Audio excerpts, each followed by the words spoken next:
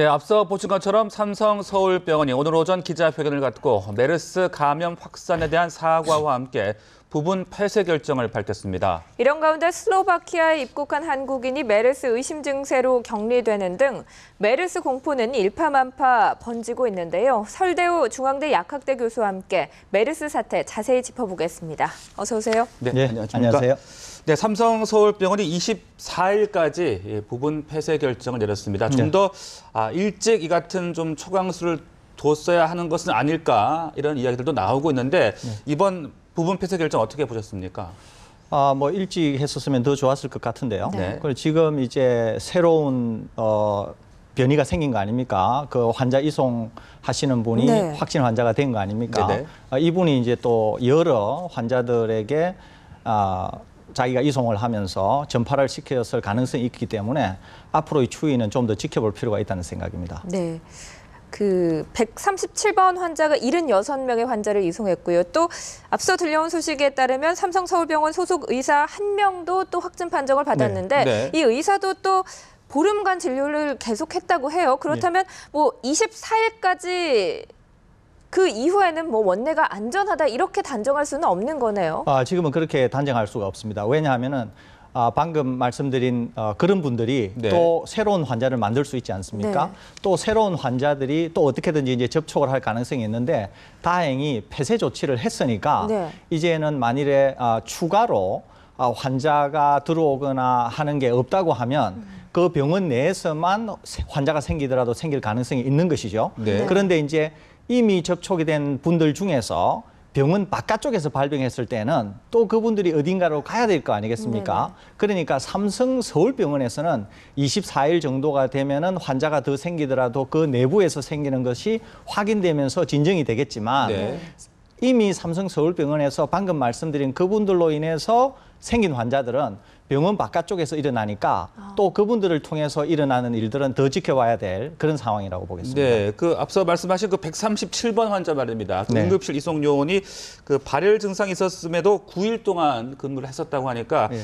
이분이 슈퍼 전파자가 될 수 있는 가능성 계속해서 우리가 좀 예의주시해야 되는 거죠. 상당히 가능성이 크다고 볼 수 예. 있죠. 왜냐하면은 일단은 병원에 오신 분들을 이송을 했으니까 네. 병원에 오신 분들 중에 기저질환, 특히 폐질환이나 신장질환을 갖고 있는 분들인 경우에는 네네. 바이러스가 취약하다고 알려져 있지 않습니까? 그러니까 그분들이 이 이송하시는 분을 통해서 감염이 됐을 경우에는 상당히 심각한 병증을 앓을 수도 있기 때문에 네. 이 이송하시는 분이 접촉한 많은 분들 중에서 기저질환을 갖고 있는 분들을 중심으로 해서는 꽤 심각한 그런 환자가 나타날 가능성도 있는 것이죠. 네.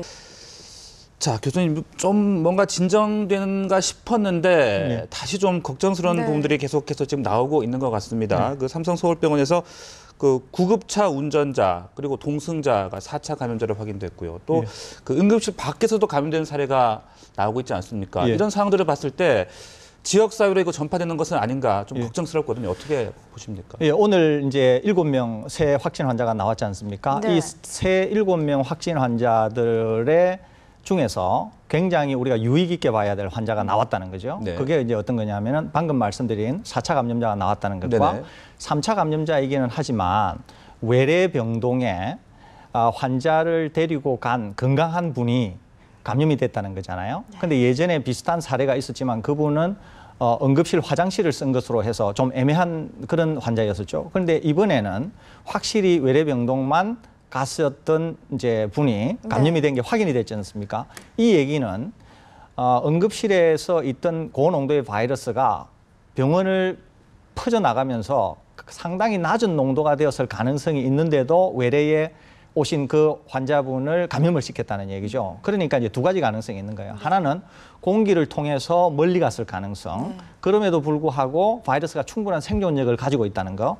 두 번째는 매우 낮은 농도의 바이러스일 텐데도 건강한 분을 감염시켰다는 이런 사실이거든요. 그러니까 오늘의 이 사실은 네. 지역사회 감염으로의 가능성을 상당히 열어두는 그런 것이라고 볼 수 있습니다. 네. 그래서 네. 사실 WHO가 향후 산발적일 것이다. 그렇지만은 지역사회 감염에 대한 네네. 준비를 해야 된다. 네. 이렇게 그렇죠. 권고한 것으로 저는 생각을 하고 네, 있습니다. 아직까지는 지역사회 감염 증거가 나오지는 않았지만은 예. 산발적 발생에는 대비를 해야 한다라고 한국 WHO 합동조사단이 발표를 했는데 예. 그렇다면 지역사회 감염에 대비해서 우리가 지금 빨리 좀 조치를 취해야 될 부분들이 어떤 것들이 있겠습니까? 이제 지역사회의 감염이 사실 어제 내지 오늘 이제 막 시작됐다고 볼 수 있어요. 그러니까 무차별적인 4차 감염 및 지역사회로의 감염이 시작된 것은 아니지만 네네. 그것의 초기 단계가 어제 오늘에 걸쳐서 일어났다고 봐야 되는 거예요. 그렇게 되면 이제 우리가 거꾸로 돌아가서 1번 환자를 관리를 잘 못해서 오늘에 이런 거 아니겠습니까? 네네. 그러면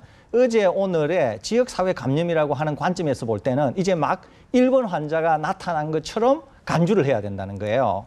그러니까 지금 우리가 본 적어도 4명 정도의 4차 감염자는 지역사회 감염에서의 막 시작이 되었다고 우리가 예상할 수 있는 것이거든요. 네네. 그러니까 이분들을 어떻게 관리하고 이와 유사한 사례가 지역사회에서 어떻게 일어날까. 그래서 역학조사를 잘해서 어떻게 그물망으로 포위를 해서 지역사회 감염이 일어난다고 하더라도 그 부분에서만 폐쇄를 하고 그 부분에서만 진압을 할 것인가 이거를 고려를 해야 되거든요. 그러니까 정부에서는 WHO의 권고를 받아들여서 혹여라도 있을 지역사회 감염의 가능성을 열어둬야지 3차 감염자 안 생길 거다. 네. 지역사회 감염자 없을 거다. 네. 4차 감염자 없을 거다. 이렇게 해가지고는 대비에 소홀할 수 있으니까 네네. 그런 지역사회 감염의 가능성을 WHO가 권고하는 것을 따라서 좀 준비를 했으면 네. 하는 바람이 있습니다. 우리가 그러니까 좀 더 최악의 상황까지 좀 가정을 해서 좀 빨리빨리 대응을 해야 되지 않겠습니까? 그렇죠. 네. 예. 네. 그리고 지역사회 감염 가능성에 대비를 해야 되는 부분과 함께 또 하나의 최근에 메르스 발생의 특징을 보면 이전에는 좀 고령대 환자들이 많이 발생을 했는데 이제는 뭐 30대 환자들 그리고 뭐 20대, 10대 환자들까지 발생을 했다고 하니까 연령대가 점점 어려지는 추세거든요. 이거는 왜 그런 건가요? 이거는 사실 여전히 좀 잘 모르는 부분이 있습니다. 그런데 이제 바이러스성 질환에 있어서의 특징은 바이러스는 실제로 이제 정확한 치료제가 없는 경우가 굉장히 많아요. 네. 그렇기 때문에 환자의 상태에 따라서 바이러스의 감염 양상이 매우 다르고 그 안에서 바이러스의 정식 양상도 사실 매우 다릅니다.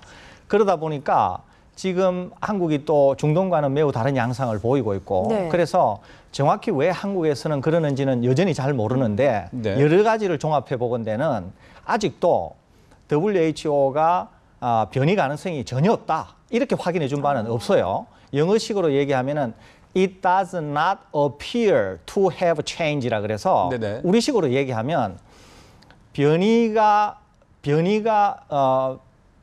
일어나지 않은 것으로 생각된다. 그러니까 정확히 변이가 없다. 이렇게 얘기하지는 않고 변이가 혹시 있을 수도 있다고 하는 여지를 남겨놨다고 하는 식으로 얘기를 했어요. 네. 그렇기 때문에 우리나라에서의 이런 상황들이 그런 것과도 가능성이 있을 수 있으니까 그런 점을 염두에 두고 젊은 사람들이 없을 것이다. 네. 청소년기에는 없을 것이다. 뭐 이렇게 얘기하기보다는 여러 가지 가능성을 좀 열어놓을 필요는 있다는 생각입니다. 그리고요, 걸리는 경우에도 건강하면 이겨낼 수 있다라고 하는데 지금 30대 젊은 그 메르스 의사 또 평택 경찰관 좀 상태가 안 좋은 것으로 예. 알려졌거든요. 예. 그렇다면 건강하더라도 뭐 증세가 심화되면 좀 악화될 수도 있다, 좀 안 좋은 쪽으로 갈 수도 있다라고 생각을 해야 되는 건가요? 제가 생각한데 이 두 분의 환자는 매우 좀 특이한 케이스입니다. 우선은 의사인 경우에는 아시다시피 엄청난 스트레스를 받았었고 스트레스가 사실 면역 기능에 끼치는 영향이 아주 심대합니다. 그래서 면역 기능이 굉장히 저하된 상태로 바이러스가 대량 증식한 것으로 평가가 되어서 약간 젊은 사람들은 잘 안 걸린다. 이것과는 약간 예외적인 상황이라고 볼 수 있고요. 경찰분인 경우에는 확진이 아주 늦어졌습니다. 네. 경찰분인 경우에는 확진이 네. 아주 늦어져서 통상적으로 우리가 얘기할 수 있는 젊은 분들이 좀 안 걸린다라고 하는 상황과도 약간 다르기 때문에 이분들이 젊기 때문에 안 걸릴 거다라고 하는 그냥 우리가 알고 있는 생각으로만 볼 때 예외적일 수는 있지만 꼭 예외적이라고는 볼 수 없는 그런 상황이 이분들에게는 발생했다고도 볼 수 있습니다. 네. 예.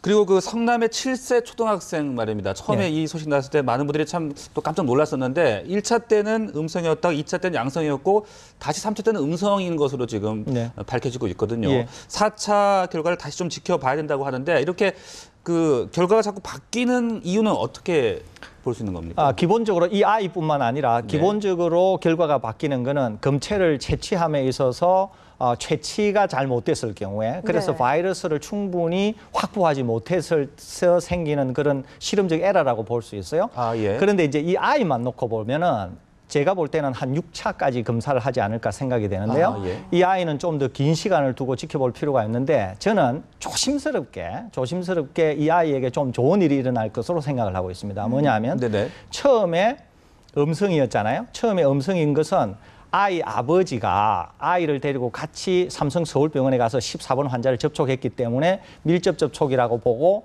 아버지는 양성이었기 때문에 애를 검사를 했는데 음성이 나온 거 아닙니까? 그런데 시간이 지나서 보니까 양성이었다는 거죠. 네. 그런데 또 음성이었지 않습니까? 네. 이제 또 테스트를 할 건데 제가 볼 때는 조심스럽게 이 아이는 혹시라도 치유가 됐을 가능성도 배제할 수는 없어요. 그러니까 초기에 음성이었다가 치유가 되어서 바이러스 숫자가 적어져서 검출을 할 수 없는 지경에 이르렀을 가능성도 있습니다. 물론 더 네. 지켜봐야 되는데 네. 저는 조심스럽게 그럴 가능성도 있으니까 이 아이는 4차뿐만 아니라 병증이 나타나는지를 더 지켜봐야 되겠고 한 5차, 6차까지의 테스트도 필요하지 않을까 이렇게 생각하고 있습니다. 그렇다면 상황이 변할 수도 있기 때문에 만약에 음성 판정을 받고 격리 해제된 사람들이 있다면 이 사람들도 그래도 시간이 좀 지난 후에 다시 좀 검사를 해봐야 되는 거 아닙니까? 그럴 수는 있는데 네. 해제를 할 때 이미 그것까지 다 고려를 해서 해제를 했을 거예요. 그러니까 14일이라고 하는 격리 기간, 그다음에 네네. 잠복기 이런 것들을 다 고려해서 해제를 하셨을 것이기 때문에 그런 해제되신 분들에 대해서는 크게 염려는 안 하셔도 된다고 생각이 됩니다. 네. 그리고 메르스를 많은 분들이 두려워하는 이유 중에 하나가 바로 치료제가 없기 때문인데 그 완치자의 혈장을 이렇게 환자에게 투여하는 방식이 또 대안으로 떠오르고 예. 있다고 하는데요. 예. 이게 어떻게 뭐 가능한 겁니까, 이제 치료가? 이것은 굉장히 잘 알려져 있는 방법이에요. 원래는 한 40년, 50년 전에 아프리카에서 에볼라가 창궐했을 네. 때 그때 이제 사용하던 방법인데요. 최근에 미국에서 에볼라 환자가 들어왔을 때도 이 방법을 사용했습니다. 원래 이제 혈액을 주려고 할 때는 혈액형이 맞아야 되죠. A형은 A형에게, O형은 O형에게 이렇게 네. 혈액형이 맞아야 되지 않습니까? 그런데 이 방식은 혈액형에 상관이 없습니다. 보통 혈액을 뽑은 다음에 네. 혈액을 분액을 하게 되면 혈장은 전체 혈액의 양 중에서 한 반 정도가 혈장이라는 거예요. 약간 노란색, 오줌 색깔 비슷한 노란색이 되는데 여기 안에는 그 환자가 치유되고 나면은 남게 되는 항체가 그 안에 들어가 있어요. 네. 이 바이러스에 대항할 수 있는 항체. 그 항체를 이제 다른 환자에게 주게 되는 것이죠. 그래서 그 항체가 바이러스와 대항해서 싸울 수 있도록 하는 방식인데 지금 2명에게 사용했는데 네. 효과가 없었다는 거 아닙니까? 네. 네. 2가지 이유라고 생각이 되는데요. 하나는 투여를 받은 환자의 상태가 이미 너무 악화됐다.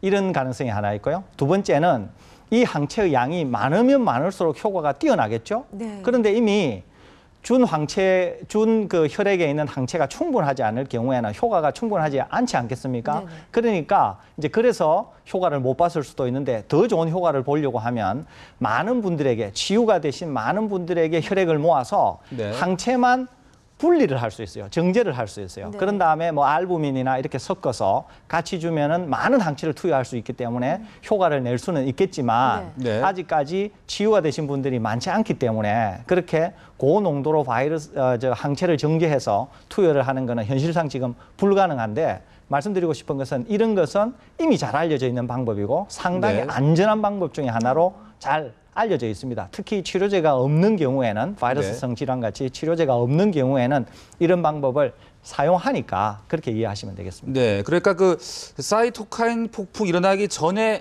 했어야 효과가 있을 텐데 지금 시기적으로 좀 늦었다. 이런 보도도 제가 봤었는데 그렇다면 좀 더 일찍 이 치료제를 활용을 한다면은 효과가 있을 가능성도 있다라고 볼 수 있는 겁니까? 그렇죠. 일단 사이토카인 폭풍이라고 하는 게 일어나게 되면 네. 이미 상당히 우리 몸에서 여러 가지 손상들이 많이 일어난 상태라서 회복이 좀 지연이 될 수가 있거든요. 그러니까 그 전에 썼다고 하면 네. 좀 더 효과를 기대할 수는 있었었겠죠. 예. 네.